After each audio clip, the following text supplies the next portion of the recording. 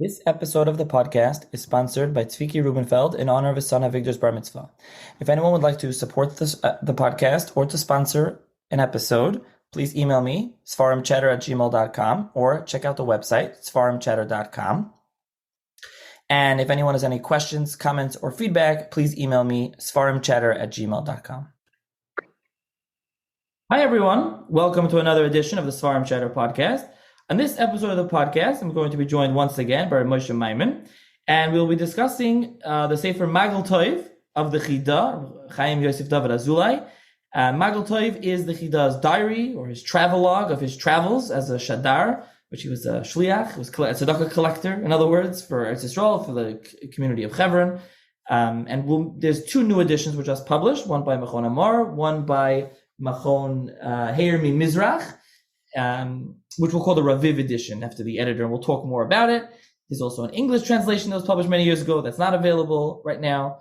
And we'll be discussing these two new editions, as well as the Sefer, the actual Sefer, the diary, and what it's about. So with that, thank you, R Moshe, for joining me once again. Thank you very much, Nachi. Pleasure to be here. It's a pleasure to interact with your listeners, to talk about things that we all love, and hopefully we can enlighten some people in the process. Okay, so we're going to start off with a brief bio of the Chida. There's, for those familiar, Meir Benayahu has a famous book. It's not 2 volumes, through Mosader of Cook. I think it's still available on the Chida for those interested. There's been a lot written on the Chida, who was a massive Talmud Chacham, a noted historian, bibliophile. He was I don't know, collected book, but he was a man of many talents. But just in brief, to start off with those that aren't familiar, where was he from, when was he born, and who did he learn under, and that kind of thing. The Chida was born to a Sephardic family, a famous rabbinic family that originally from Spain had gone to Morocco. The Chida's grandfather was a very famous Rav who had emigrated to Yerushalayim, Rav Avram Azoulai. He's the author of the Chesed LaAvram, and other Pirushim in Kabbalah, very famous rabbi. The Chida's maternal grandfather, who he did not know, I don't believe, but his name was Rabbi Yosef Bialer. He was from the Aliyah of Rabbi Yehuda HaChassid that had come up in the early 1700s to Yerushalayim. So his mother was Ashkenazi, but at that time, the Ashkenazim who had come to Yerushalayim were subsumed under the broader Sephardic community, and the Chida was raised completely Sephardic. He viewed himself as a Sephardi, and that was the community he grew up in the community of Yerushalayim. He learned at the feet of some of the greatest Rabbanim of his time. His Rebbe is Rav Yonah Navon, the author of Nechla Bakesef, maybe a relative of the Machne Ephraim who bears the same last name, but not. I don't think it's a direct relative. But he was a very big rabbi, and the Chida always refers to him as his Rebbe. He had learned by other Rabbanim as well, who he doesn't call his Rebbe per se, but he had learned at the R Chaim HaKadosh, and he had learned at the Batei Kahuna, who was the chief rabbi of Yerushalayim, and many others. And the Chida has a penchant for quoting things that he had learned, and he is a repository of information from Rabbanim that would otherwise be very little known, but they were tremendously great figures, and we know them through the Chida. And so he's brought up in that very rich environment in the 1720s, and at the young age of 30, he was such a prodigy that he was chosen to represent the Jewish communities of the 4 major cities, which are Yerushalayim, Hebron, Tiberia, and Tzfat, and he was chosen to represent them and go on the shlichus, which we'll talk about soon, what that means. But he was chosen to represent the Jewish community and collect the funds that the diaspora would contribute yearly for the upkeep of the Jewish community in Israel. And because of his personality and his appeal and his background and of course his erudition, he was chosen to represent them. And that is the subject of his Maagel Tov, his travelogue, which discusses those journeys. Tonight we're going to focus primarily on the first journey, which takes place in the 1750s, and maybe in a future episode we can talk about later journeys and later episodes in the Chida's life. But for now, we're going to focus on the early part of his life. Yeah, 1753 to 1758, especially because, first of all, just the Raviv edition is published only did volume 1, which is this, and just in general, I think stylistically they're different, the 2 parts, and it's really almost 2 books in one. It's 2 different trips, and there's enough in the first trip to discuss, and we can discuss, even though I already mentioned here, the Hamar edition is the whole thing, plus more in the actual volume, and the Reviv edition is only half. So you mentioned he's a Shadar. I mentioned the Shtech Rachmana. I think so. It's called the Shadar. Avram Yari has a 2-volume book, Mosadar of Cook, about anyone interested in the history of Shadarim. So what is a Shadar, and what was their function, and just the basic history of Shadarim? The Shadarim were an institution. I think actually means the Shluchah Derabanan, the messenger, the agent of the rabbis in Yerushalayim. But the job was to, like I said, to represent the Jewish community, and very importantly, to collect the funds from that were raised in the diaspora, because the Jewish community in Eretz Yisrael was not self-sufficient. I mean, very often they were there on the sufferance of the Muslims themselves, and otherwise they had very, very little opportunity for income, very little opportunity for jobs, and other, certainly no agriculture. So the only way they could live was by the support and largesse of their brothers abroad, and the communities abroad generally felt it was a tremendous privilege to be able to support the Jewish presence in Yerushalayim and Eretz Yisrael. So they would contribute yearly sums, general sums for the communities, collective communities, and some there were also smaller funds set up for individual cities, and these funds had to be collected by these traveling emissaries who would go on and pick up the money, pick up the pledges, mark them down in their journal, forward the necessary funds to the central location where they would then be distributed. Now, there was some disarray with this system, which, and Yari charts the system basically from the 1500s, is where, as the Ottoman Empire, became strong in the region, the system became more firmly established. It reached its peak in the 1700s, which is the period under discussion here, and it kind of fell apart, in the 1800s, although the need never ceased completely. But the central government did stop because of the disarray in the early part of the 1700s, which was a result of the aforementioned Aliyah of Rabbi Yehuda Chassid. So that's why the authorities in Constantinople, the Jewish authorities, took matters into their own hands, and they said, we're going to bring some order to the system. Everything's going to go through us. We are going to appoint messengers. We're going to oversee the distribution of funds, and that will make things work a lot better.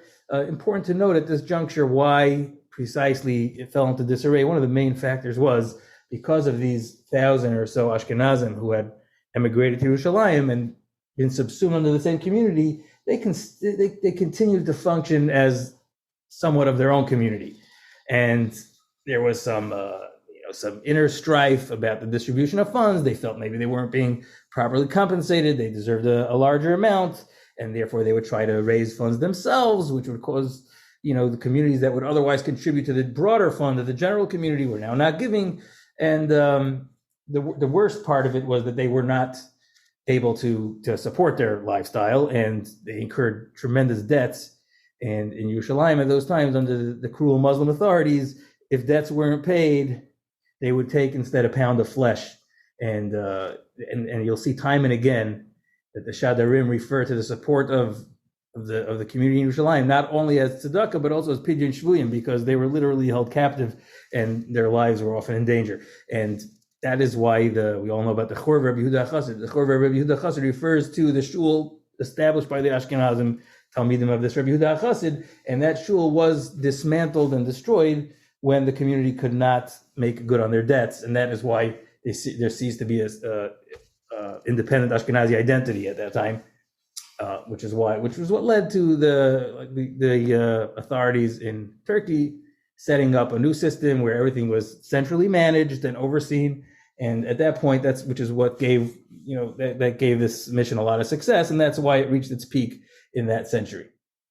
Right, and now something is, especially as we get to Germany, that he does travels, we're going to see this is part of the issue that comes up again and again. Even people today are familiar. Someone goes collecting, they have a tuda, right? It's cool. They come to the thing, and that they're reliable. So this was a problem then. You didn't know who the shliach was. He's coming, he's collecting for Hebron, for Shalayim, for Tisro. Who is he? And in Germany, especially, they harassed the Chida, and they made his life miserable, and they didn't want to give him money. As we'll see, he's constantly complaining about this. It was very hard for him.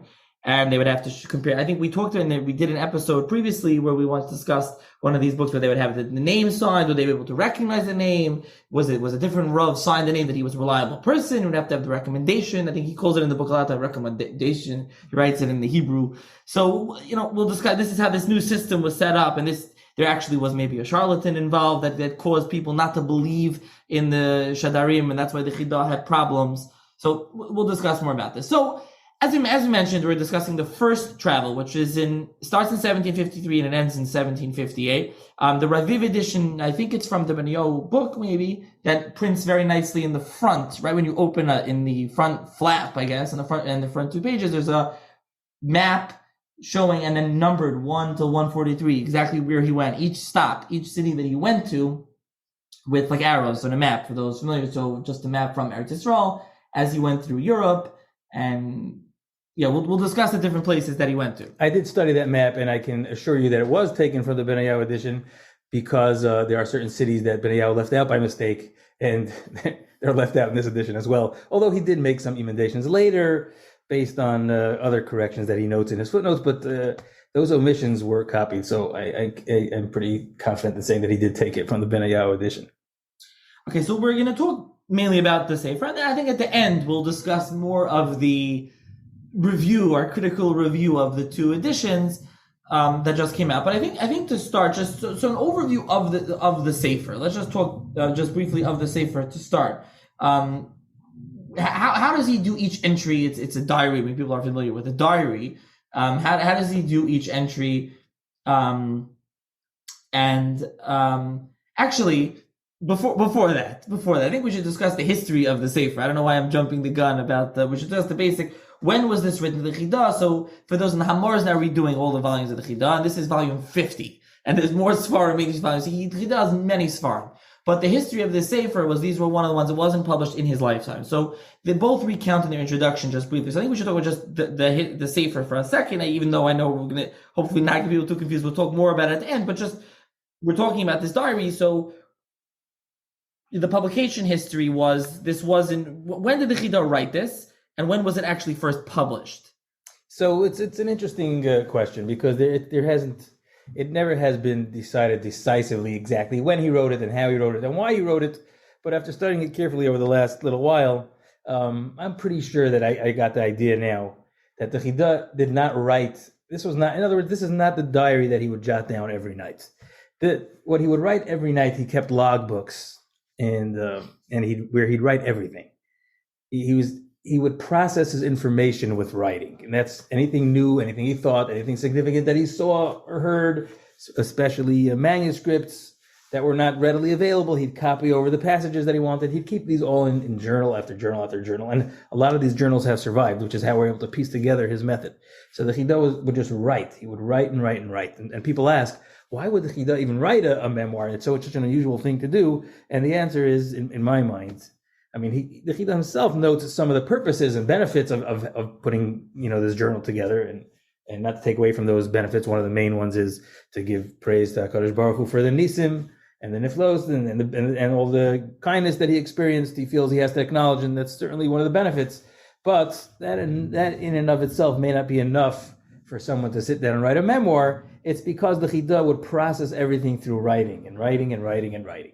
So I believe that he later, at some point in his journey, I believe towards the end of the journey, he took those different scraps and those different entries throughout his other ledgers and put it together in this current form that we have now. He gave it a little introduction, and you can tell by the uniform script in the manuscript, which does still survive. There are 2 separate manuscripts. There's one for the first journey, and then there's another one for the second journey, which is a totally separate manuscript. So you can see from the way he wrote the manuscript that this was written to be a book. Now, did he mean to publish it is a completely separate question, and the answer there is probably not. First of all, because he did not publish it and never mentions it in his other writings.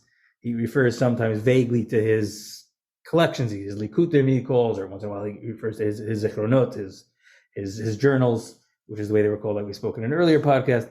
But he does not specifically mention the Maagel Tov, and the reason is probably he meant to keep this private. Now, why did he mean to keep it private?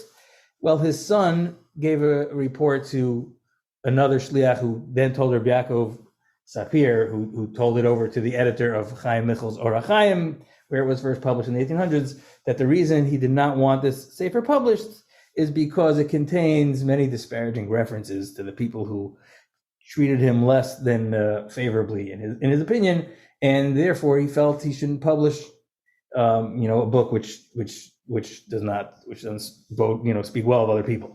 And that's why the Chida's son, who inherited his writings and was the rabbi in Ancona, Rafal Yeshaya, he also didn't want it published, although he did let excerpts be copied, which later were published in an abridged form, which is how the world first came to know about this journal in the later 1800s, when an abridged form of this diary came out.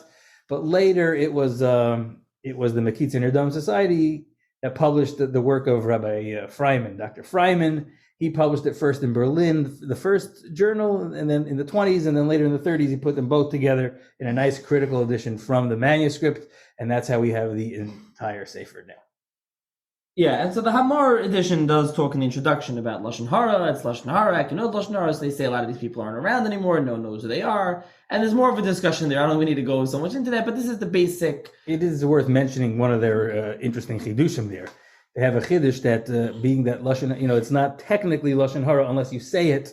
Therefore, if you're reading this book, read it quietly. Don't read the passages that disparage other people. Don't enunciate them, and you'll be saved from Lashon Hara that way. Yeah, so both editions recounted, and especially Raviv, he tries to be, to say good on Rabbi Dr. Freiman. He was a Talmud Chacham, he was a historian. So he that for publishing, why he published it, it's been published. There's what to read in those introductions. Okay, so that's the overview and the basic publication history. Now, the Sefer. So as you mentioned, he wrote it afterwards. It kind of seemingly was written later, not during, but as each night.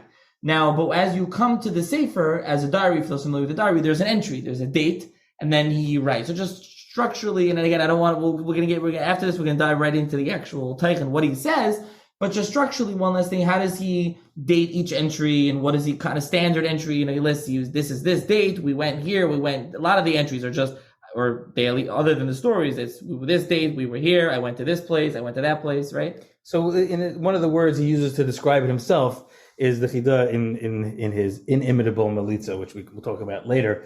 But he talks about, he describes things using phrases from the Gemara, phrases from the Psukim. So he talks about this journal as it's Lemimne Yomi, Lemimne Shvui. It's to count the days and count the weeks, which is the way the Gemara talks about Sfiras Omer. So that's how he says he was, that's one of the purposes that he set out to accomplish with this diary, which is it's to give an accounting of the exact dates of arrival and departure. And like we said, the Chida deemed it very significant, the exact log of when and where he was, because he was on a mission for the rabbis. He was on a mission for the Jews of Yerushalayim, which is of paramount importance, and he felt he was fulfilling a very unique and important role, which should be documented. So largely the entries will start, this and this day I arrived here, and then this and this day I left there. And then on the way, he'll say, and I traveled with him, and I traveled with him. And while he was there, he'll say who he was hosted by in all the cities. He makes a mention of where he stayed, where he ate his meals.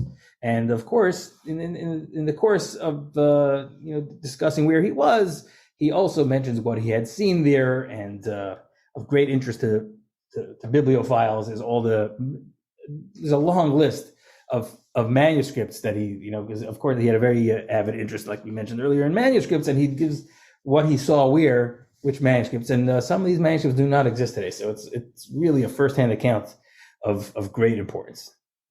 Okay, so he starts off, he's from Eretz Yisrael, as you said, so he goes from Eretz Yisrael through Mitzrayim to Egypt, then he spends a decent amount of time in Italy, and then he spends a lot of time in the unfortunate Germany, and then he goes, there's Holland, he's in England, he's in France, and then he travels through the Alps, which is quite interesting, actually, his experience in the snow. And he goes to Italy, then he's in Turkey, and then he ends up back in Eretz Yisrael. So that's just the overview of his travels, and there's a lot of cities. So, we can start in the beginning. I don't know if there's anything specifically that you wanted to mention, especially as you work through the travels. And again, we'll get back to discussing the editions again, but just as an overview over here, not as an overview to discuss, Do you want to mention anything specifically? In the beginning, he's in Eretz Yisrael, then he goes through Egypt and then to Italy. Is there anything in specifically to mention from these places? I was very interested in the synagogues that he describes in Egypt, which have been the subject of other scholarly works.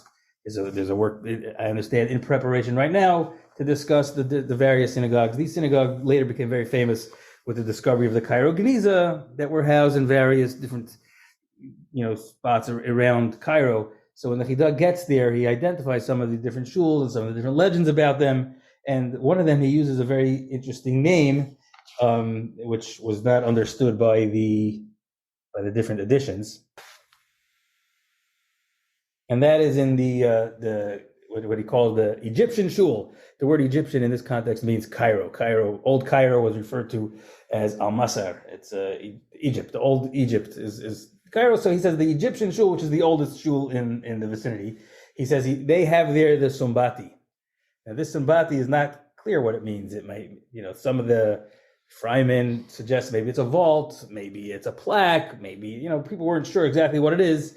But Freiman does offer the suggestion to look in another piece of literature which discusses the Sumbati Codex. The Sumbati Codex is described by another scholar, the Divrei Yosef Sambari, as an ancient codex in manuscript, and he describes when it was written. It's probably what the Chida saw or what he was describing here. And why this is of great interest to me is because we don't know where that is today. We're not. Today, I've consulted a few scholars and we're not able to positively identify the whereabouts or even the identity of this codex today. So it apparently was known in the early 1900s, but today we do not know where it is.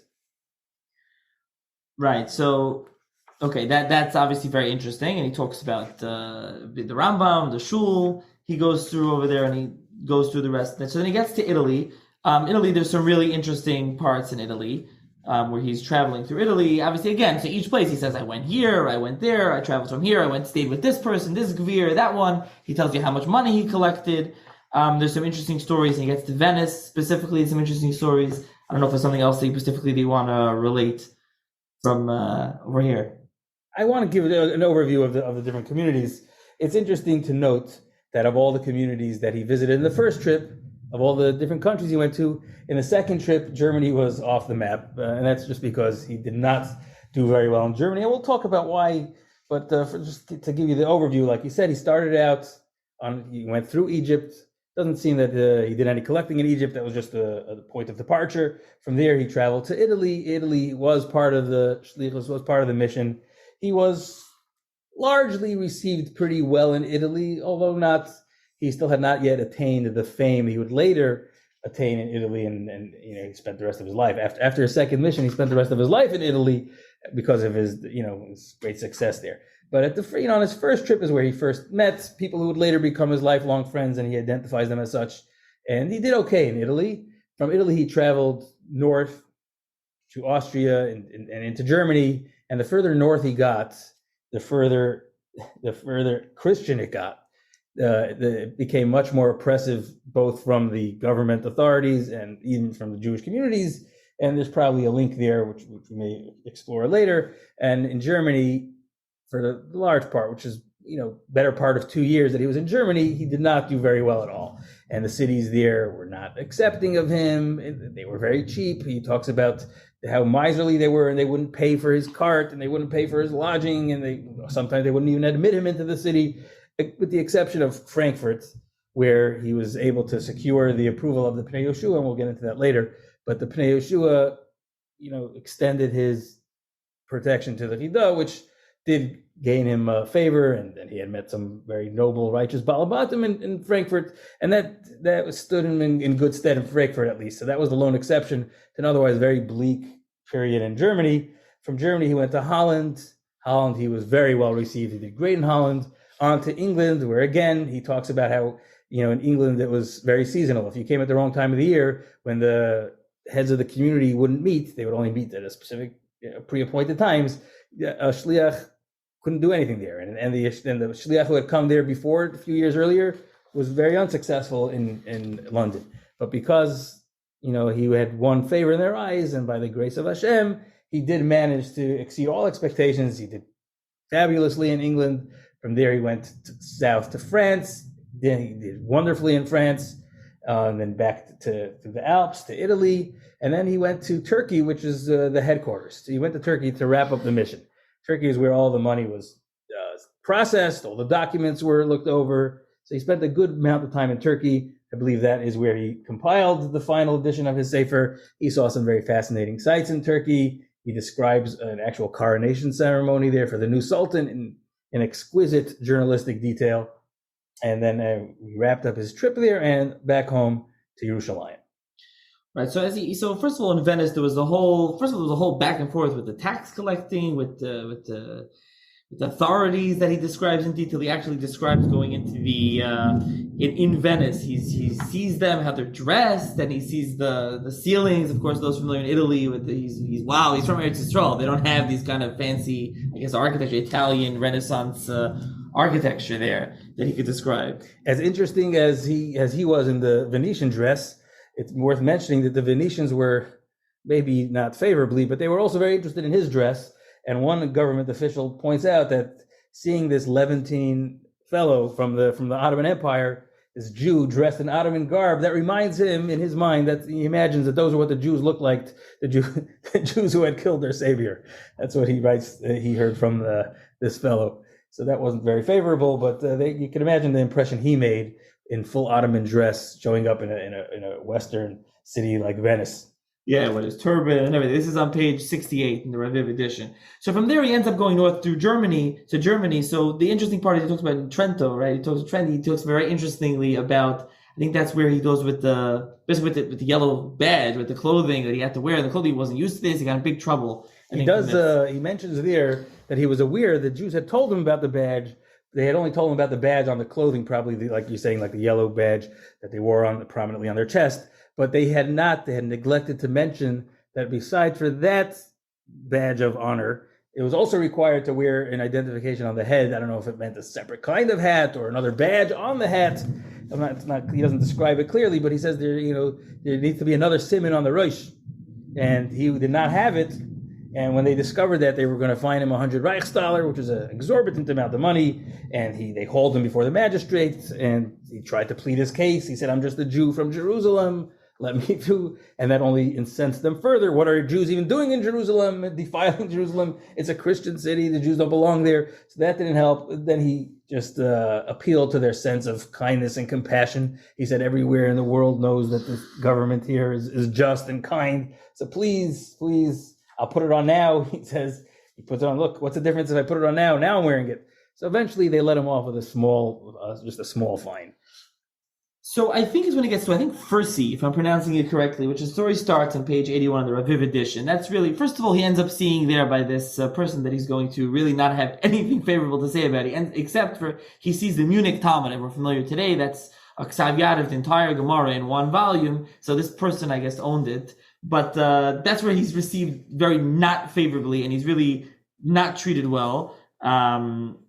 Although Raviv mentions this in his footnotes, he does a good job pointing out all the places that the Chida references this manuscript. Which, first of all, there's a number of places where he references different variant texts that he found in the Munich Shas. But another thing is he discovered in the Munich Shas the Maseches Kusim, and he later would publish the whole Maseches Kusim based on the text that he had found in this manuscript. So, and Raviv points out he wasn't there for very long, and he wasn't even a welcome guest there, but he managed to spend the night or a little part of a day, and during that time he made good use of his time, writing down, I can imagine him feverishly writing down as fast as he could, all the different things that he found interesting in this famous Munich manuscript, which, like you said, at the time was in private possession.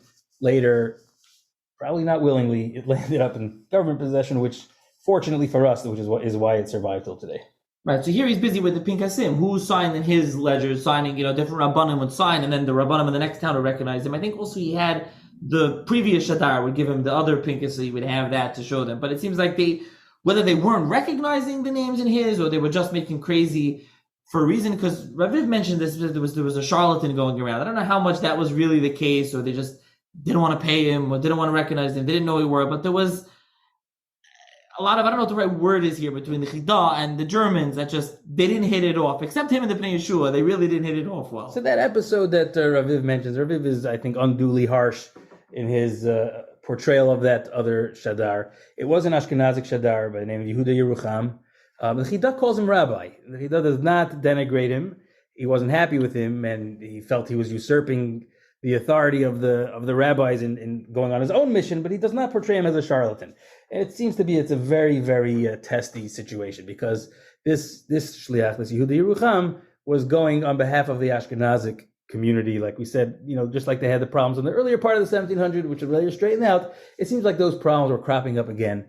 And this shliach would be going there to collect money just for the Ashkenazi community. And in Germany, which never felt fully under the authority of the Ottoman administration in the Holy Land, so they felt, we can support our own. They never fully came along, and this is why one of the reasons which contributed to his failure in Germany, although he doesn't go so far as to say that this guy was a faker. It just seems that he was doing the wrong thing. The Chida did have letters from the Jerusalem rabbinate denouncing the mission of this Yehuda Yerucham, but the Chida himself says it would not be wise for him to start a big conflagration by bringing out those documents in which would essentially pit the diaspora Ashkenazi community against the Jerusalem rabbinate, and the Chida knew that was very bad for business. So, which is why he tried to keep those under wraps, those documents. At some point, they were discovered, but he managed to quiet it down before anything negative could occur. Right. So in each community he went to, he would meet with the Parnasim, with the Parnas, the heads of the community. The rich people try to get them to show them that he was a Shadar, and they should give him money, and they should send along money.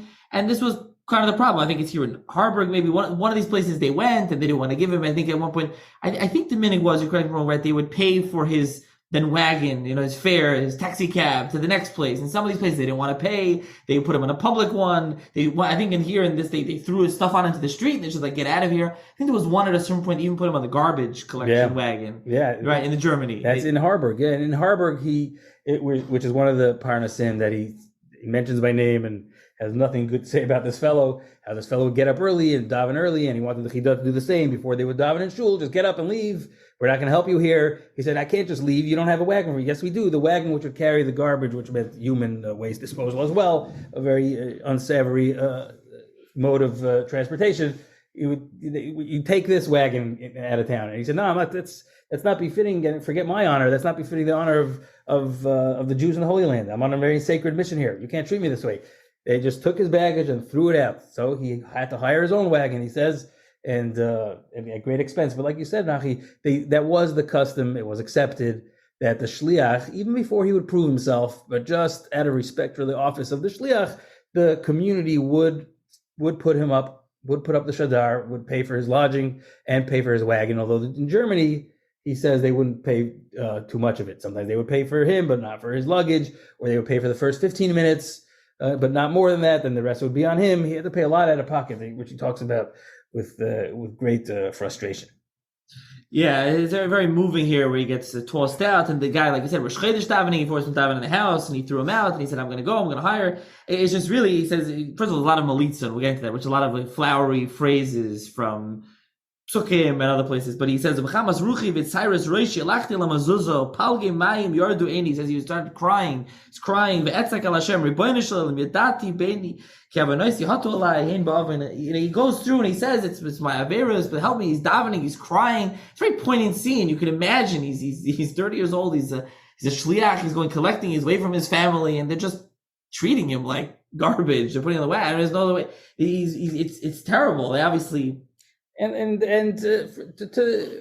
the defense of the German Jews, first of all, it was very difficult for them to verify his writings. Like the Chida says that at one point he remonstrated with them, and he tells them, "Look, I have all these letters attesting to my shlichus. I've got letters in Hebrew, I've got them in Spanish, I even have letters in Italian." So these languages were obviously the languages that were important for government authorities, but the Jews in Germany had very little use for Italian and Spanish, and the Hebrew was written in the Sephardic cursive, in the Sephardic handwriting, more often than not, and they couldn't had a hard time deciphering them.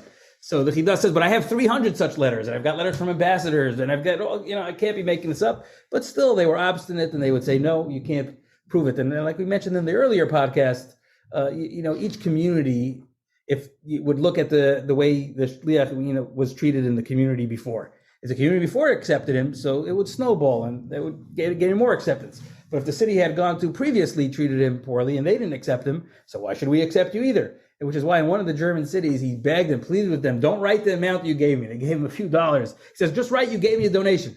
But he said this fellow was a wicked man, and he wrote in this dirty language. He uses a malitza to refer to probably to the Yiddish jargon that they used there. Jargon is derogatorily. I mean, that's the way they refer to it in the olden days. So that's he says so he managed to prevail upon him afterwards to cross out what he had written and just write it in a that he had given him a donation. Yeah, actually, here in page 101, was in Fjord where he talks about maybe they didn't recognize they don't recognize the one, they're not recognizing it. Again, Germany's just a lot of stories. Again, it's not only he went from one place to the next, he went in the wagon and he was traveling, how much money he got. In Germany, there's a lot of stories, just his hardships, his hardships collecting money and what was going on, which really just continues on and on and on and on. There's just pages and pages. And it's, like you said, there's obviously something that were going on with the German communities, and whether it was this other shliach, or they didn't recognize him who he was, or what was going on, what the story. Also, there's somewhat of, there was supposed to go through a central fund at this point, and he didn't know what things were supposed to go through. There was some confusion, but he definitely didn't have a good go of it in Germany. He didn't have a good go of it, and there's a number of factors. Maybe that other shliach had some factors. He does not seem to attribute it too much to that other mission.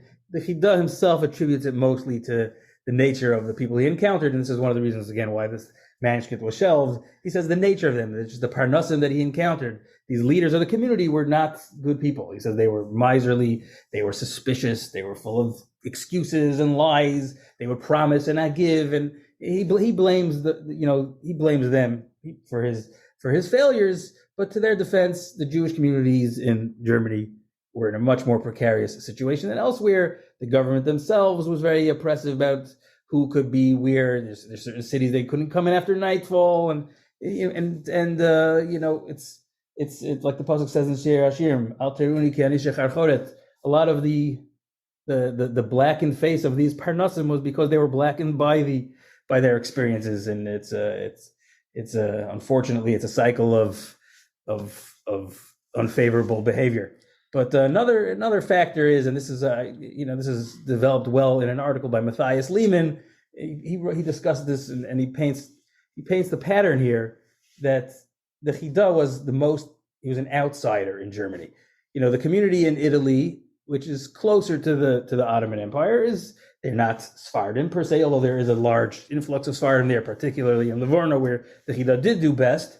But there was, they were able to identify with him more. The communities in Holland and in France and in England, those were primarily Spanish, Portuguese communities, which he identified with him. But in Germany, he was an outsider. In Germany, he was a Sephardi, and unfortunately, the divisions of the time period leading up to this point in the century had made it such that they just didn't feel an affinity for him and his mission. Right, so just not to pile on one more comment, when he gets to Bamberg, he says, where he had one of these things, he says, he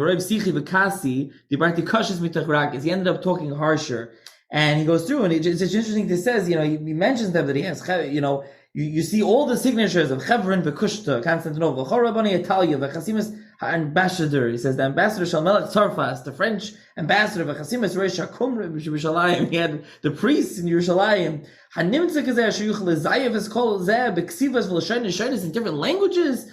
On Chachmaschem, where's your Chachma, you're smart, the Torah, Heichani, Tziva Hashem, Al-Hanes HaGer Kamapam, Matoy Beinechem, Levazaz, Lezalzul, B'Shleach Eretz Yisrael, and he's literally going, like, first of all, it's like, to him, it's completely ridiculous. What are they even saying? What are they thinking? And it's just, again, it's just hard. So until he gets at a certain point, again, there were communities where he was well received. He repeats Torah from various people in these communities. He saw a lot of Sfarim, even in the communities, like I mentioned at first, where he didn't have such a good go of it. So there was good parts also in Germany, for sure, and there were communities that gave him money. But especially one is when he gets to to meet the Pnei Yeshua is one especially where he does have a good, I guess a good go of it, I guess, right? And that the Pnei Yeshua at the time was going through his own troubles. The Pnei Yeshua, this was at the height of the Rabbi Yaakov Emden and Rabbi Yonasan Eibshit's controversy, which we'll discuss later. But at that time, the Pnei Yeshua, who had taken the position, against Rabbi Yonasan Eibshit's, had angered some of the lay leaders in Frankfurt, and he was forced to abdicate his position for a while and take up residence in Worms, not too far away in the German city of Worms. So the Chida, when he arrived in Frankfurt, the Pnei Yeshua was not in Frankfurt. The Pnei Yeshua was in Worms. So he said, and they gave him a hard time. They said, "You're not going to get anywhere in Frankfurt unless you can secure the approval of our rabbi who's now in Worms." So he traveled to Worms, and there is where he meets the Pnei Yeshua, and he's blown away by the Pnei Yeshua. He describes the Pnei Yeshua as an angel of God, which is a rare accolade from the Chida. He does not use it too often, but about the Pnei Yeshua, he uses it here, and he uses the same term later when he describes him in the Shem Gedolim. So the Chida is he finds a kindred spirit, a Talmud Chacham who's sympathetic to him, and most importantly, one of the Gedolim Hador. And the Pnei Yeshua tells him, "I can't either, read your writings, but I do have a letter from Constantinople," and he compares them, and he sees they are the same. They are the same, and so you are justified. You are correct. Your mission is true, and you are who you say you are, and I therefore do extend you my approval, my protection. And the Pnei Yeshua's approval was good enough for it wasn't good enough for Worms. He says the Jews in Worms did not care much for it, but it did carry weight in Frankfurt, and he had a very good 3-month period in Frankfurt. During this time, he repeats some of the very interesting things the Pnei Yeshua told him. Of course, they discussed the news of the day, which is why the Pnei Yeshua was not in Frankfurt. The Pnei Yeshua probably said, "You know why I'm here?" And he gets into the story with him. The Chida had to be very diplomatic because the Pnei Yeshua was very angry at the Turkish rabbis who write from Constantinople to try to put out the flames. What do they know? They know nothing about the situation. So the Chida says, he showed me the document, and I see the document, and I recognize the handwriting. This is the scribe of the Bezdin of Kushta, of Constantinople. But I said, maybe it's not. Maybe someone else wrote it. He said he knew it wasn't true, but he tried to diffuse the Pnei Yeshua's anger nonetheless. Right, he says, right. And also you mentioned, just to go back in the beginning, because this is something he says in Shem Gedolim as well, where the Shem Gedolim is his sefer, which maybe we'll talk about a different podcast episode, where he discusses, he has 2 parts, where he mentions all the Rabbanim, Chachamim, Gedolim, whatever, until his time, and then there's a separate part of the Sfarim. So he says the same Lashon where he says, V'tekef halachti lekabel pnei harav ba'al pnei Yeshua nisker. So he says, Mareu k'marei malach alekim, which is something, the Chida was a massive Talmud Chacham, Mekubal, he talks to many people. I think the Pnei Yeshua is the only one he says this about, malach alekim. And he goes through and he tells him how it's safe for Pnei Yeshua, the learning in Yerushalayim, Yitzchak and Rappaport about the Kahuna, and he starts talking to him about the Pnei Yeshua. And like you said, he tells him over the whole Rebbeinu Eibshitz and Yaakov Emden, and he's giving him the whole back and forth what's going on over there, and the Pnei Yeshua was very, very involved, for those familiar. So this was, but again, he hit it off well with the Pnei Yeshua, and he was successful there. So he continues through Germany. There's some other things in Germany, but again, we're not going to go through the whole sefer. One of the stylistic, parts of this diary, which I find very interesting, is he talks about the lay people in Germany in Frankfurt, who he got very close to. It was a father and a son, and he in the part in Germany, although again this is written later, but he doesn't tell you. He kind of foreshadows the tragedy that would later happen to this family, but he doesn't let it out until it happens. And he writes about how the Shire family, which is a famous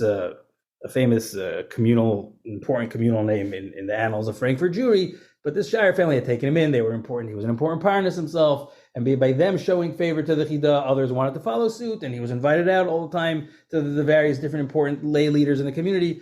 But these shires, the son who was particularly helpful to, he says the Chida writes how the son would follow him around, take him everywhere, and the father, who was an important person, would also help him financially. And he mentions there that he had entrusted this family with his many books that he had bought along the way, manuscripts that he had copied, important writings, money he entrusted with them. They were supposed to send this on to Holland to Amsterdam for him. And later, a terrible tragedy befell his family. There was a fire on Hanukkah. Probably you know why that happened. And unfortunately, the family perished. And he thus says that I didn't know what would become. First he says the terrible tragedy that it is in and of itself. And he says, and my personal tragedy, as well as what would become of all of the money that I had collected for the shlichus and the important, valuable svarim that cannot be replaced, because he was supposed to send them. Later on, when he gets to Amsterdam, see, the Chida doesn't tell it to you now, but when he gets to Amsterdam, he talks about the miracle that the day before this fateful evening, Reb Reuven Shire did have a chance to send out all his stuff, and the surviving son managed to also take care of all the money. Azoulai Hashem Ki Tov, he writes, but that was one of the small miracles that did happen to him. But again, that's these are the everyday people that he encounters who have done him very, very well and are mentioned very favorably in his journal. Right. That's another thing, is that I mentioned a bunch of the negatives that he relays, but he's very, and Raviv emphasizes this a lot, and this is really, it comes up all over. You really see it, where he's always Hashem Ki Tov, he's always giving thanks to Hashem for the good things that happen, and you really see that, the emunah and that, thanking Hashem of just what was going on, what was happening to him all over. He's davening. He's always saying, there's times where I think he's saying, 91 times, what is it? He's always davening, and he's making sure there's all these things, that if something was happening and the authorities were checking him in various places, he had money and things, he's not supposed to be carrying. I'll get to this later. So he is always, that's something that's really, you really see that really shines through the Sefer. It's really inspiring, for lack of a better word, to really see that. So at a certain point, he gets to Holland, and in Holland, there's something there. This is, Before you get to Holland, I just want to mention a very important episode in the Chida's life in Germany is he meets an aunt. He meets his mother's half sister, who tells him about his family tree. He did not know it. Apparently, his mother didn't talk much, or maybe she didn't know much, but he did not know about his the aforementioned of Yosef Bialer and his yichus and his family. But this aunt that he meets in Hanau, I think, in Germany, he meets the aunt, an older woman, and she fills him in and tells him the whole family tree, which is brought out in great detail in the Raviv edition. So get back to Holland. Yeah, so then he gets to Holland, and he's in Arnhem and Amersfoort. I don't know if I'm pronouncing these names right, but he meets Dovid Meldola. Dovid Meldola is a big Talmud Chacham, Mechaber Svarim, I think there's two of them. But the Raviv tries to play this away, but this is maybe talk about the Chida, what happens over here. The Chida, right? The Chida respects him. He calls him. He refers to him with a ches and a reish, which is Chacham, Rabbi Dovid Meldola. He refers to him respectfully, but he makes no bones about the fact that he does not believe that Rabbi Dovid Meldola's feelings towards him are genuine. Rabbi Dovid Meldola comes to meet him and tells him, "Oh, he's so glad to see him. I came just to meet you."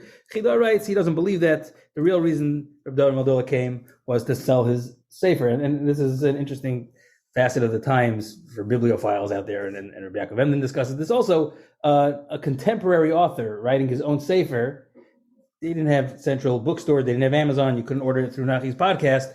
The way to get a sefer then was to get your sefer out was to go around and peddle it, and it involved a small amount of flattery as well, because you take your sefer to important people and expect them to buy it for you and give you compensation for it. So he says the reason Reb Dovid Meldola came was to sell his sefer and jump on the bandwagon where the Chida is going around anyway to important people, and they're going to have to receive the Chida favorably. This is a way to get his foot in the door and also sell his sefer. And the Chida is very displeased with that. He says, you're taking advantage of my shlichus, and not like that, you're harming my shlichus, because they can't give as much money to me if they can also have to give another mashulach.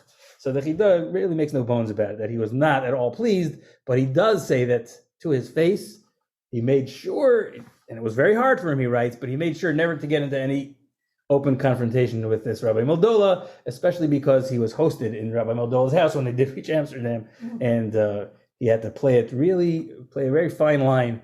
He says he had to engage in politics and do his best, and again, he gives thanks to Hashem that he was successful in not causing any machlekes with this Rabbi Meldola. I will mention here, it seems that the Hama'or edition, with their concern with Lashon Hara, it seems that they were particularly concerned in this instance, and that's why they tried to obscure the name a little bit. They present the Rosh Tevis a little different. Instead of Reish Daled Mem for Reb Dovid Meldola, they write Reish Samach, which is unlike them. And they, so we can get into that another time. But it seems like this was one bit of Lashon Hara they couldn't make go away. so they had to obfuscate the details. So he comes to Amsterdam, famous Spanish-Portuguese community, Sephardi community, where he did, there's also Ashkenazi community, but especially in the Sephardi community, he was really well received. And he even goes through here where he was each Shabbos. Says how he was by this Gvir and that Gvir, and he says each Shabbos he was by, one Shabbos by Senor Yaakov Nunez Enriquez, and one Shabbos by Senor Shmuel Bueno de Mosquito. I'm sure I'm butchering the names. I just want to relay one he's Senor from the Vega. He's going through each one, he's Senor this, Senor that, and every Shabbos was where he was for Shabbos. And these are all very important people, and because these Western communities left a very good literary record, Raviv, in his edition, is able to track down who these people are and what their position in the community was when they lived, and he does a great job of introducing you to each and every one of these people mentioned by the Chida. Right, he says Kavagodl Osli Agvirim Vachachamim Vaheli Ahuvim Harbe, and he goes through, and there's Senor Yaakov Nunez Enriquez. He goes through all of them. So interesting. One part of Amsterdam that's really interesting, I think, is a personal story that he relays on his way to davening. He said, "Hits me maves nafshi." One morning, I'll relate a little bit much. We want to mention also, he's going in the morning. He woke up early to go to shul, the beautiful shul, which Raviv has a lot of pictures, which we'll get into. Anyone know the Amsterdam shul is still there today, a beautiful, massive shul. And he says it was far away, and he had to go a couple bridges. And people familiar with Amsterdam, and he went through it, and it was cold. And it was cold. Not only was it cold, this is a notoriously cold winter, which is documented in other sources.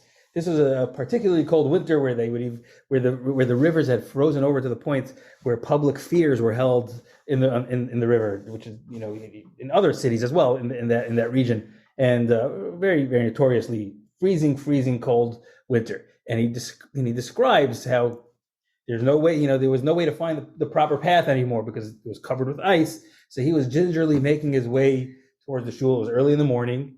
And then suddenly, as he's about to get to the shul, what is it, Nachi? Go ahead. And even before that, he says that there was icy, but there was a thin layer of snow that fell. You know what happens in the morning? It's very icy, it's freezing, but a little snow fell, so you couldn't even see the ice really. Continue right. The rest of the story. That's right. And he says, but then a coach was rushing by, maybe it was a sleigh, rushing by, and he tried to dodge out of the way. He remembers dodging, says the Chida, but that's the last thing he remembers. The next thing he remembers, he's in the shul, and people are hovering over him and trying to revive him and wake him up. He apparently suffered a concussion. I don't know how to describe it then. And to his terrible shock, he found that he could not speak. He had lost he could see, he could read the Siddur, but he couldn't speak. No, he says he couldn't see the Siddur. Oh, he couldn't see. Yeah, sorry. he says it, but that's why I think it's a concussion. He says, his atfilo this balal, he was I couldn't see him.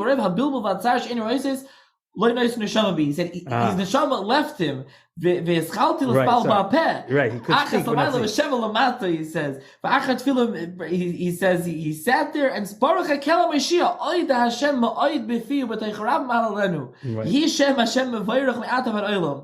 this is one of the places he says which he must have had a mild concussion and the concussion went away. I don't know if he followed the concussion protocol, but he was right back in the game. That's for sure.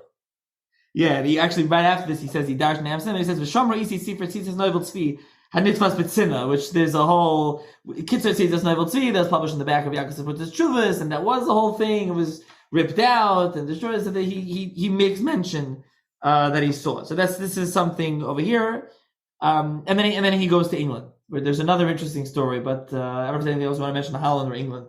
In England is another. An unfortunate episode, which he was Baruch Hashem saved from. He discusses how shortly after arriving in Harwich on the eastern coast of England, he had, shortly after he arrived there, he needed to relieve himself. So he tried to go away from people, and the spot that he chose, he felt wasn't private enough. So he said, "Let me climb over this stone fence, this ancient stone, wall there." He tried climbing over, and to his dismay, there was no firm ground on the other side. It was a cesspool, and he was hovering, he says, between life and death, terribly disgraced, dirty, and crying for help. Finally, some Gentile woman heard his cries and called the wagon driver, and they managed to rescue him, although his clothes could not be saved, he writes. But thankfully, he was rescued from that very precarious situation.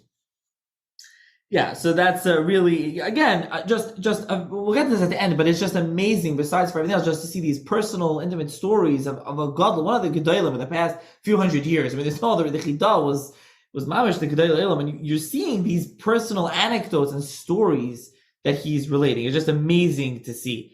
But then he gets it. There's a really fascinating story in England and London where Raviv in his footnotes does talk a little bit about it. The Chida is alluding to it with the Shchita. There's a bit of a controversy. The Chida doesn't want to eat, and actually he teaches himself Shchita. He teaches himself how to become a sheikhet on birds, especially because he at this point doesn't trust the kashrus of the community. Well, so he does not get into a lot of detail there, the Chida, but he does talk about how he had letters of recommendation for some rabbinical figure, but he wasn't sure what position that rabbinical figure had in the community, and he asked around, and they informed him that the person that he had this recommendation for was not well liked in the community and was not the rabbi at all. So he said he was smart enough and fortunate enough that he didn't take it out, which would have caused damaged his mission by casting him together with a party that was not well liked at the time. And so the background to this story is just a thumbnail sketch, which you can look at.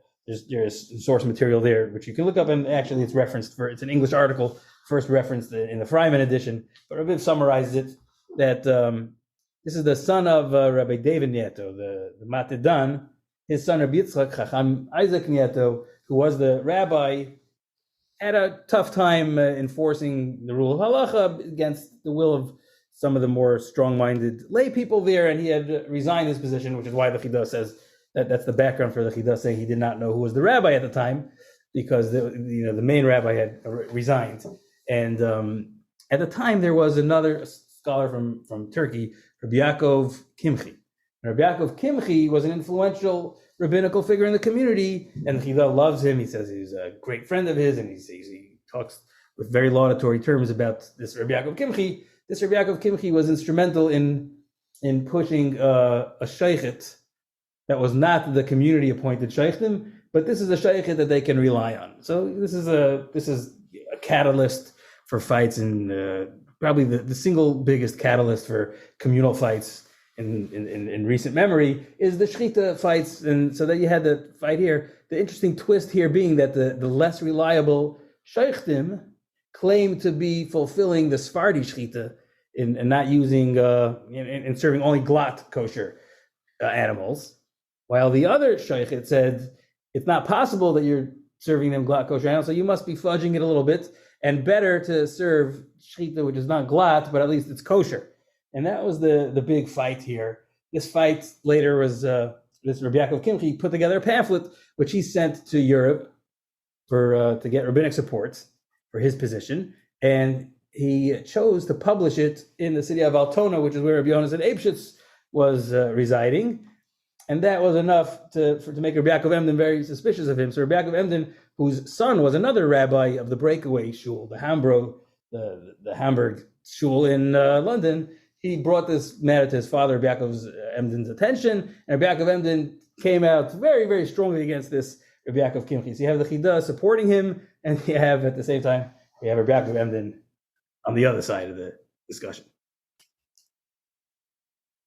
In London, he also goes to, as he says, the Migdal Shekarin Turi Tower. He goes to the Tower of London, and he says, I think there was the menagerie over there, right? So he says, V'sham Reisi Arayas V'nesher Ben Mea Shana, 100-year-old eagle, V'chatul Me India, Godel Kelev V'chatul Acher Klayim Mechaya. I guess maybe it was a leopard. I don't know. V'chayis Acheres Mavhilus V'shashel Barzel behind. So he was in the zoo, and he says, wow, they were behind the bars. And then he goes on, and he goes on, and we want to talk about, he goes to the armory, and he just goes on and on. He's describing, again, he was like amazed by this. It is amazing, and it's particularly interesting to compare this account.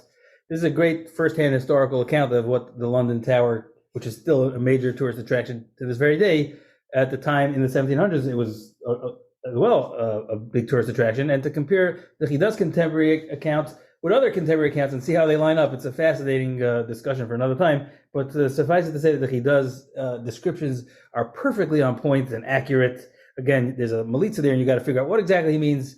But it is very enlightening to this eagle that he says is 100 years old in other accounts. They also describe, in contemporary accounts, they say they had this eagle here upwards of 90 years.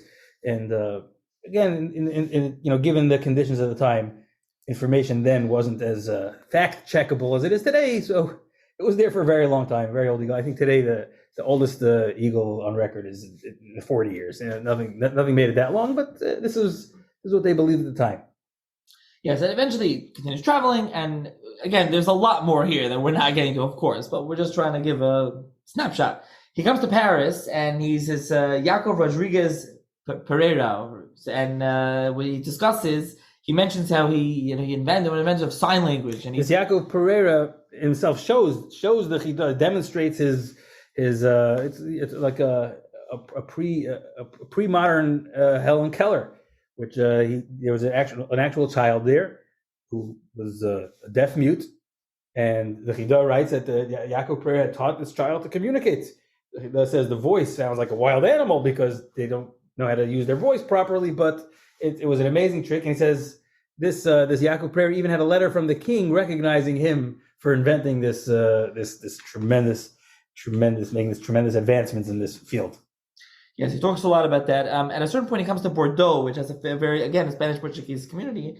And he says over there, they were so excited to see him. They had a kisa shel yad. They had like a bed. They came to carry him, pick him up, to carry him.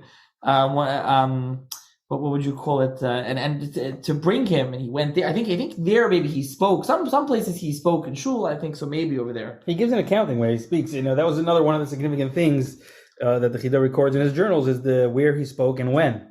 And he lists in one city in France where he spoke 13 different times, and he uses a very flowery phrase to describe the number of the speeches and describe what kind of speeches they were. So that was very significant to him. Yeah, he actually writes about the community here. He says, "V'nasati hoydis the Baal harachamim ki me'ashpes yorm evin lehishivi im nedivim kasar adam alamaylo pi mali teilo l'nera alilo shnazim lei Rashi akal kodesh v'kivduni covered gadol." And he talks about it there. They really machabed him very much. And he talks a lot about over there where they really wanted him to speak. And he discusses some of his daily conversations with these people. And again, he shows you the nuance and sensitivity of his personality. He talks about how these people they had trouble accepting certain agadas at face value. And the Chidai writes, and I was careful when I was in these places, I wouldn't speak agadas that sound like wild exaggerations. And I was certainly never spoke any Kabbalah with these people. So you see, he was sensitive to that, which is very interesting. And they point this out in the footnotes in Sefer Hasidim. It's one of the items in Sefer Hasidim is do not tell over agadas which sound like wild exaggerations. Do not tell those over to Amei Aretz. Don't tell it over to people who can't accept it, because that will cause them to view with distrust the entire work of Chazal. So the Chida writes there in a comment. He says, when I was on Shlichus Mitzvah, when I was on my mission, I fulfilled this. I didn't know about the Sefer Hasidim at the time, but I came to the same conclusion through my logic. And here we have corroboration. He was referring to this episode in France where he talks about the kind of conversations with he had and how he gently suggested to these people that they can accept other fantastical things. They shouldn't have a problem accepting Chazal's things as well. Yeah, it's interesting. Where he went to another city in France. He says, Shati, he enjoyed Sefer Elam and Nishmas Chaim. He was learning from Yasher Mekandia and Menachem Israel. Like that's, he says he was enjoying these Sfarim. Every places he had different Sfarim. He would go through these different Sfarim. At a certain point, he comes to Provence, South France. He's in Avignon, and these are communities, these 4 communities mainly, that they have their own nusach. They're totally different from really any other communities over there. There are some famous ones there, notably Mordechai Karmi, right? The Maimon Mordechai and Shulchan Aruch is one of the very famous Talmidei Chachamim from Provence. Obviously, there was Gedolim from Provence, the Meiri and the Ravid and the Balamar and the Tufas Rishayim, but in the Achrayim, and he talks about Avignon and these other communities. With Mordechai Karmi, he doesn't mention him in the first journey. Apparently, he was a very little kid at the time. But in the second time he arrives there in the 70s, then already he makes the acquaintance of Mordechai Karmi, and initially they have a very wonderful relationship, which later turns sour. But we'll save that for another time. Yeah, for a different episode. For the next one. And then at a certain point, he's there, and there's a massive flood. There's massive flooding, and that's when he says the 91 times he tries to, and he gives tzedakah. He says he has a dream that he has tzedakah tatzim imaves, and he gives tzedakah, and there's a whole massive flooding. In the end, the community he gives tzedakah to Meir Balanes, right. And it's funny in one of in the English edition, in the Zimmerman edition, he says that there's Meir Balanes. It's a legend. We don't really know who it is. Who's this legendary Meir Balanes? But he neglects to mention that the school of Meir Balanes is mentioned by the Chida in a number of places. The Chida says it's a Meir the Tana, and it's based on the Gemara, which says Al Kadamir Aneni, and he says it's a widespread minig in Klal Yisrael to donate to Meir Balanes, his chus in the times of tzara. And obviously, you see here the Chida practiced exactly what he preached, and that's what he did, and that's how he he doesn't make a big deal about it, but he credits right after he finished performing the school, that is when the rain stopped and the community at large was spared from the flood. Right. So he says the Leil Motzei Shabbos Kodesh was and he was dozing off. Azoulai b'chaloim tzedakah tatzim imaves. And he says at the end he goes through his whole thing. Him and Shevach or Shmuel ben Chaim. He was nifter at the end, but this is who was with him. He's like assistant. And he says they said 91 times v'inoya mizmor yancha tefillah is b'demoyis. They were crying, and he says after Chatzos 24 solados the tzedakah for him and the whole Kal Kodesh is sold lenishmas Rameir. As he says, he gave a little bit of money for a mayor, and he was giving tzedakah. So from there, he ends up going to Italy, and I believe this is where he recounts, right, that he travels through the snow. That's where he recounts that he travels through the Alps, and the snow was all the way high, and he was wearing multiple layers of clothing, and it was freezing. He goes through the whole traveling in the winter. He talks about, he says a crazy number about how high it was. It was something like 100 feet high the snow. They had rolled through the snow. He had a hard time, but thankfully he made it to the other side in one piece. And that this is the return, loop on his way back through Italy, on his way to Turkey, and to wrap up his trip. Right, he goes through Italy, again, just rushing through this. And the real interesting part over here, he mentions different communities in Italy where he goes through other communities, but then he gets to Turkey, and the real interesting part is, like you said, he mentions the coronation. The Sultan dies, there's a new Sultan, and he went and he saw exactly what happened. He relates the entire process. He says over the whole procession, how they came out and what they did and what they distributed, and they gave money and the sword and which sword they used and which mosque they took him to, first this one and the other one. You get the sense that this is a real live, he's reporting live on this event, and I don't know if an account like this exists anywhere else. So this is of great historical value. I think on him, and maybe there was the one in Italy, he says he made a bracha. Right, he made a bracha the Melech, he was making a bracha, so I believe he says here also, so it would very interesting. So that is one of the preoccupations that the Chida does have is, one of the reasons he does, go on these tourist excursions is to afford himself the opportunity to make these brachas and see these sites, which are important. In the Raviv edition, he says also, it's the Chida just, being a good guest, and he's taken with his hosts to sightsee, so he goes sightseeing. However, though, it's clear from the enthusiasm that Chida has is that he was just enamored with the processing of this information, and that he was able to obtain firsthand by seeing all these sites and going to all these places. One of the things he mentions over and over and over again are the gardens. Living in the old city in Yerushalayim, you don't see very many trees or grass, and he was totally enamored by the elaborate manicured gardens and botanical gardens and other parks that he describes in Turkey and in other royal residences that had these gardens, and he's totally enamored with it. That's very important to note. Yeah, so hopefully we pulled out some parts and gave somewhat of a picture of what the Sefer is about. There's Torah in here, there's other things in here and then just some of the entries are just literally, I went from here to here, and I'm from here to here, and he collects some of the just basic entries. So let's talk a little bit about the two new editions for those interested. So there's this, it's kind of a coffee table size, let's call it, a little smaller, basically a coffee table size with glossy pictures and colored pictures. Someone put it to me, it's the auction catalog edition, almost of the Raviv edition, where there's literally pictures. He tried to get historical pictures of these cities and of the manuscripts that Chida was talking about, or people reference them, and there's just multiple pictures. There's also extensive notes on here. Sometimes we can talk about a little goes off, a little too far. And the other part that's very important is Melitza. We mentioned the Chida uses a lot of Melitza, flowery language based on psukim and other things. And here, there's two separate, so there's the footnotes and the pictures, and then there's also the translation of the Melitza. Some of it is sourcing it, and some is translating it. So that's what the Raviv edition. And what's also very nice is on each part where it says, on the side of each page, it will be in a different color, Eretz Yisrael, or Italia, or France. So it tells you, you can just flip to that part. Whereas, and this is just, but again, this is just the first, mainly what we've been discussing, 1753, 1758.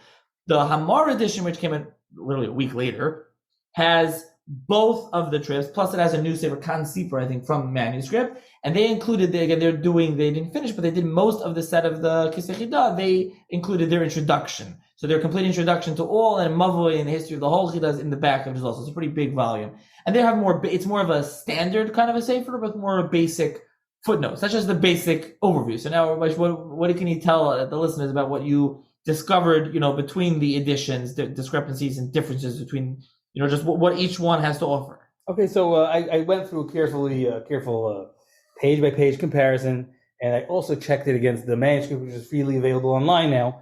And it's both of these volumes are superb and in different ways. The strengths of one are not the strengths of the other, so they kind of complement each other. But let's first talk about the Raviv edition. We've been discussing that one. The Raviv edition, this album edition, it's a beautiful, superb piece of work. And the pictures and the documents that are and the explanations and the identifications, the notes which explain what happened. You can see that this fellow has a perfect understanding of what's going on. He really, really understands the Chida. He's understanding what the Chida is trying to give over, and very importantly, he can decipher the Melitza. And the Chida has a unique style of Melitza.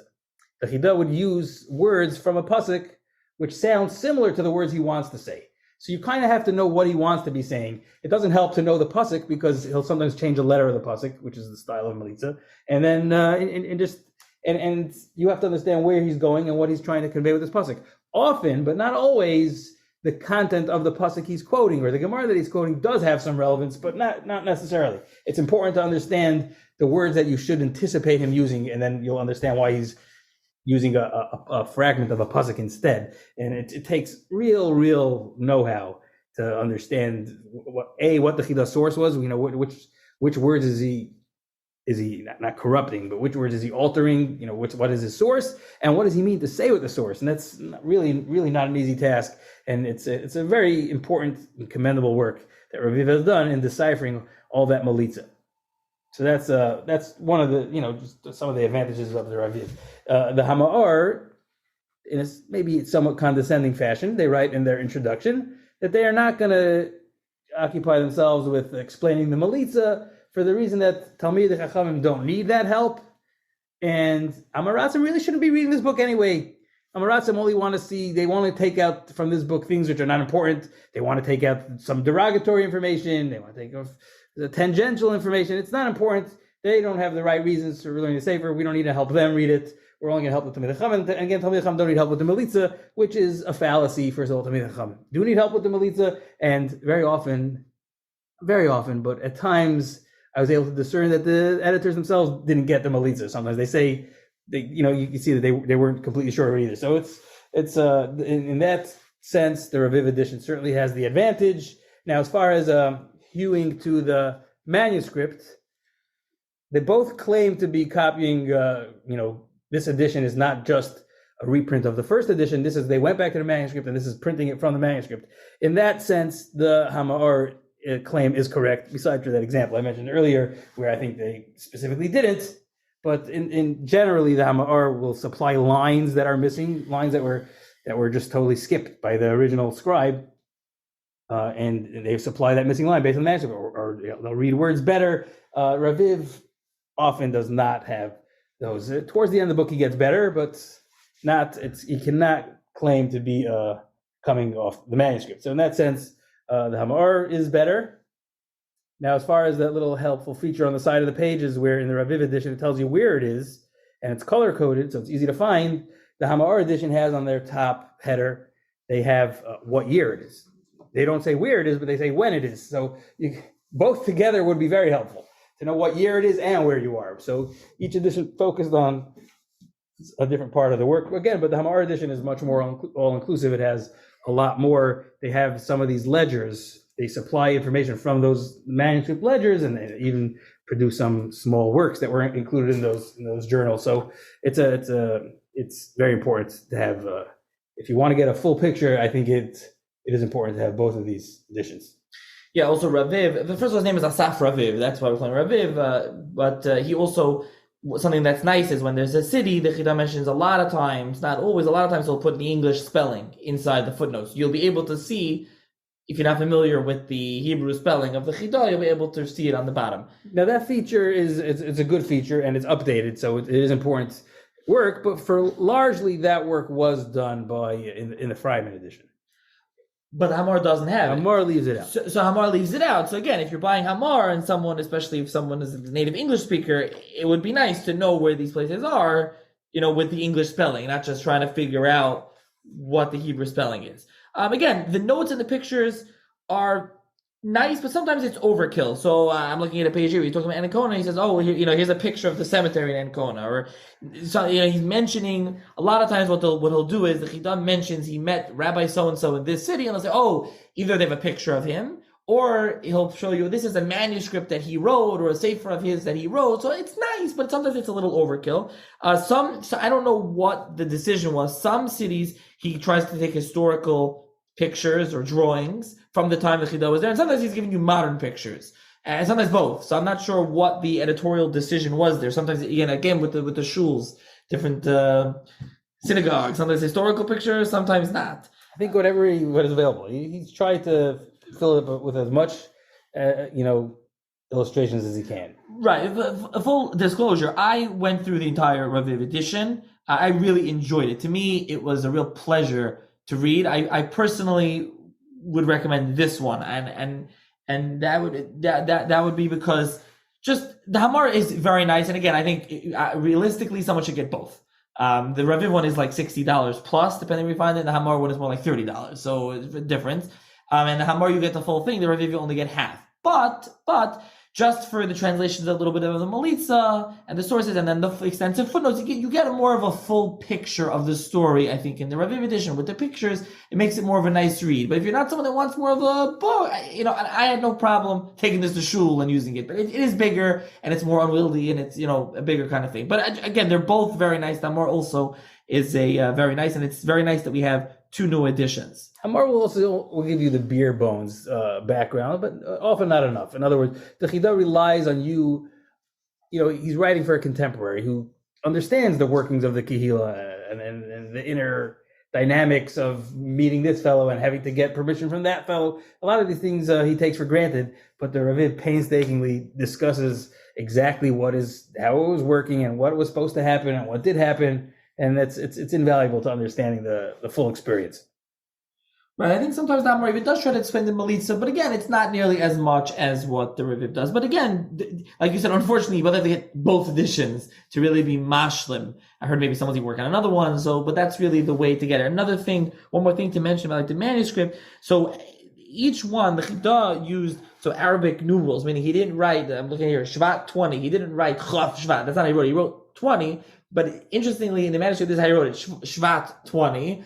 So Hamar did two things. First of all, they flipped it, so they have it as Chaf Shvat, and they also put it as Chaf. They got rid of the Arabic numeral. They decided that they're going to do it with Hebrew, which is, again, not being true to the manuscript. That's not what the Chida did. Now, in the times of Haskalah, there what became a sensitivity to, in Balazhin, the Mashgiach was under orders. A sefer that was numbered in Latin or Roman numerals, get rid of those. But a sefer that was in Hebrew numbering, you could keep that. So maybe they have that archaic sensibility, but obviously that's an anachronism when it comes to the Chida.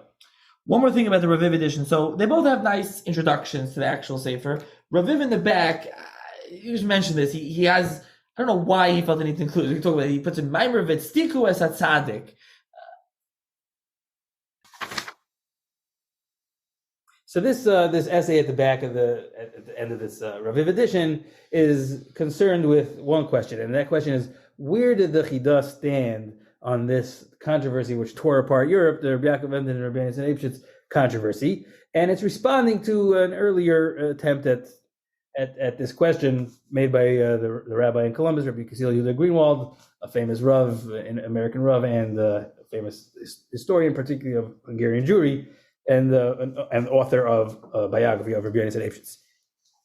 In that biography of Rabbi Yonasan Eybeschutz, which is obviously very in favor of Rabbi Yonasan Eybeschutz, so Rabbi Greenwald makes the claim that the Pnei Yeshua, by telling the Chida his side of the story, poisoned the Chida against Rabbi Yonasan Eybeschutz, and he feels that's why the Rabbi Yonasan Eybeschutz gets very little press in the Chida's writings, and that's why, although Rabbi Yaakov Emden is granted a very laudatory entry in the Shem Gedolim, that's the Chida Sefer, which lists the rabbis, Rabbi Yonasan Eybeschutz gets a small mention in, not even in his own entry, and tangentially in another entry. So the Rabbi Greenwald feels that the Chida had taken, the Pnei Yeshua had influenced the Chida to accept his version of the facts, which he finds regrettable, and that's what the Raviv edition is responding to that with this long essay saying that that's certainly not the case. In fact, it's the Chida who disdained Machlokes. He avoided the region. He did not travel to Hamburg, even though he was in Germany for a while. It was one of the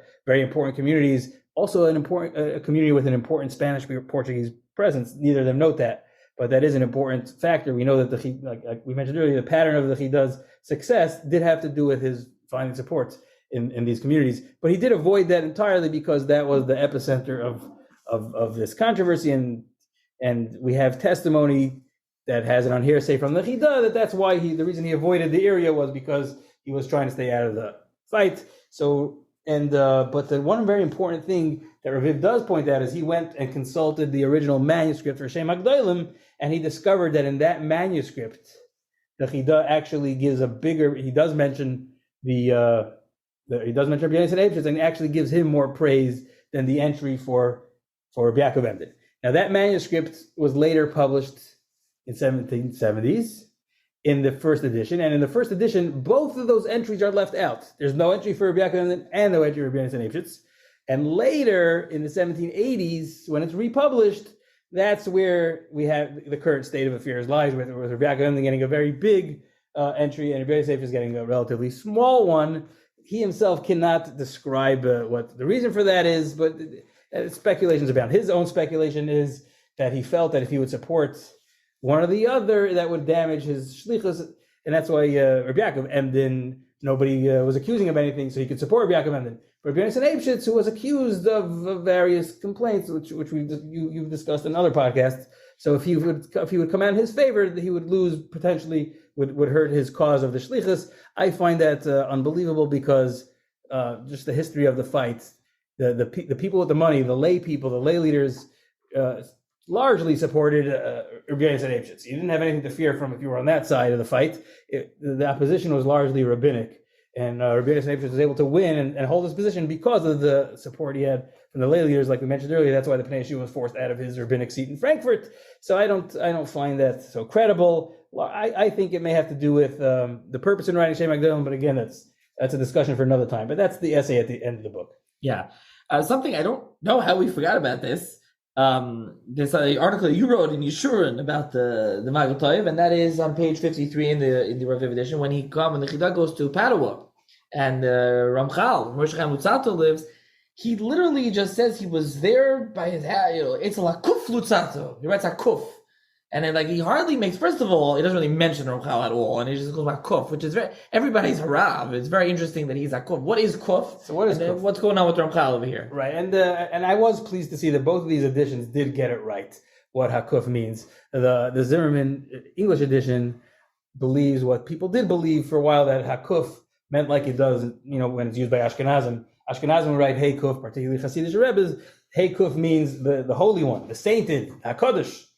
So they assumed that he was talking about the Ramchal and calling him the sainted Lutzato. The problem is, he says he was in the home of this sainted Lutzato, and the Ramchal had been dead for 10 years already by the time the Chida was there. So Zimmerman says perhaps his home had become a shrine, and it's a preposterous theory. What it does mean, and both editions, maybe in no small part, maybe I deserve a little credit here, I don't know, but for writing the article. But in the article, I argued that Kuf is short, and it's used elsewhere in the Sefer. It's short for the katzin. It's a term of importance. In Turkey, he refers to important people as jalibi, which is a Turkish term for an important noble person, and he uses senor where that's appropriate, and nugid where that's appropriate. And in Italy, the term for an important person was a katzin. A rich important person was a katzin. And he's not referring to Ramchal at all. He's referring to some other communal, a lay leader, an important lay leader, and this lay leader shows up in other of the Chida's writings also. For his contributions are listed. It's not the Ramchal at all. And what is interesting is he does mention having seen the letters, the pulmus, the entire all the letters pertaining to the controversy. He did see, and those were published in this generation. He did see those, and there he does not refer to Ramchal with any, just refers to him as Mem Ches Lamed, which without even the honorific rabbi. So that does maybe show something of the Chida's position on that issue. But that's the discussion of that article I wrote in the issue. Right, and Raviv gets into that in his notes if you're discussing that, right? So you mentioned a couple times English translation. It's not available right as of now, and it is expensive if you come across it used. But you want to just mention it briefly? It was put out by the Sephardic Institute in Jerusalem. It's by the Bnei Yisachar Institute. It's a very literal English translation, which can be helpful, but it can also be very, very cumbersome because the Melitza, which are these fragments of psukim, are translated, straight up without giving you any sense of what these psukim are doing here. In English, they make no sense at all. And all these Rashi Tevis that the Chida uses, these acronyms that the Chida uses, are also presented there in transliteration. So it's very cumbersome read. The notes are, it's Freiman's notes translated in English with a little bit more. In one example, he identifies a city which Freiman had misidentified. In northern France, he identifies it correctly, and that's the Raviv, redraws the map. I mentioned that earlier to conform with the Zimmerman's observation. I don't think he credits him, but he probably got it from there. But there's also some very gross errors and preposterous theories, like we mentioned. So it's an important work, but certainly needs a lot of help to put it up to where it needs to be. So in finale, in closing, really, why should someone read it? It's a kind of a almost rhetorical question, because as we discussed, I hope a listener would be interested. It's a fascinating read, really. Something really everyone should read. I think it's really amazing to see, like I said, one of the Gedolim Olam of the past few hundred years. Just if anyone's familiar with any of the Chida's other works on Shulchan Aruch and his Chuvas and his Drashas and stuff about Torah and shit like that, he's just every part of Torah he wrote on, and he's just, this is his personal, intimate diary, his personal stories, his successes and his struggles with collecting money as a shliach. It's just something it is autobiographical, something that you don't really get. And you really get to see a lot of that. But, was that where you stand on this? What's your take on this? I think this checks all the boxes. I mean, almost anything you're interested in Judaic studies, you'll have here. If you're interested in halacha, and Eliezer Brut has written articles in the Yeshurun, examining the halachic aspects of Maagel Tov, like when you make a bracha, what's bracha, and why, and go see what, and see when. And people have, that's you can mine it, and Amar actually has an index of halachic related themes that are enhanced by reading the Maagel Tov. So if you're reading it for that, you'll be rewarded. If you're interested in bibliography, then it's a gold mine. This is all the manuscripts he saw and the books that he's seen and the prints, and he talks about even going to the royal libraries, and then he compares the one in Italy to the one in France. He says it's like he uses a Gemara phrase, it's kikoif b'fnei adam. It's a fraction of the size and scope of the one he had seen in France, and he even discusses the library rules and regulations. On this day, the manuscript room is open. On this day, the printed room is open. So it's if you're interested in bibliography, it's fascinating. Historical value, understanding how the communities worked and when, and like we said, the Tower of London and other sites that he'd seen, comparing the way it was in his description with other contemporary descriptions. Sometimes he's the only one, like we said, with the coronation. So it's there's really something there for everybody. But like you said, Nachi, to me, it's a rare portrait, a rare inside view to one of the Gedolei Hador. The Chida is venerated in all circles as one of the Gedolim of his times.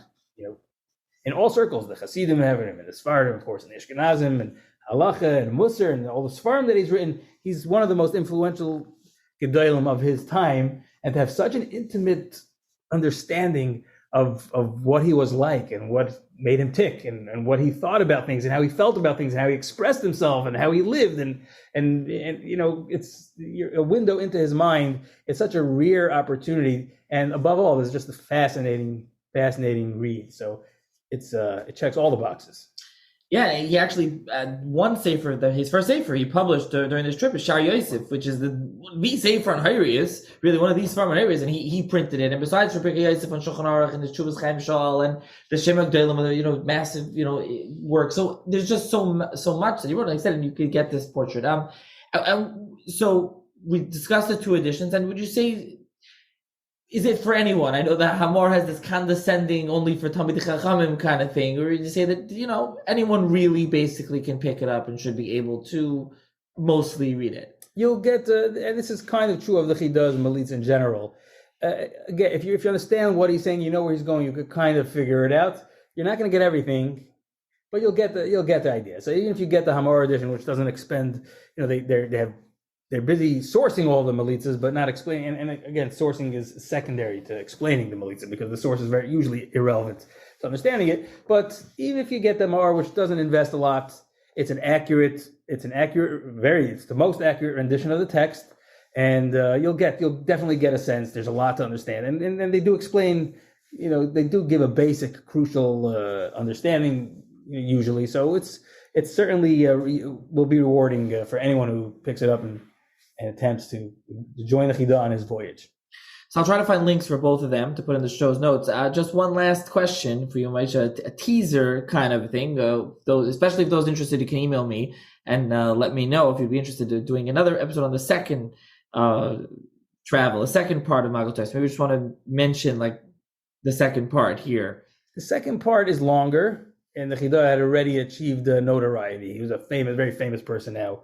And so he avoided Germany, like we mentioned. So his journey takes a very, very different, it's a very different read. The second journey, and there we'll learn more about his family and about his son and the things that bothered him, things that worried him about his second wife. We'll learn more about other communities that he didn't visit in North Africa. So there's a lot more in that second journey, a lot more to cover. And yes, I would very much love to come back and tackle that one. Okay. So hopefully this was informative and enlightening for the listeners. And thank you very much once again for joining me, and this time to talk about the Chida and Maagel Tov. That was my greatest pleasure, Nahi. Thank you very much for having me. Have a good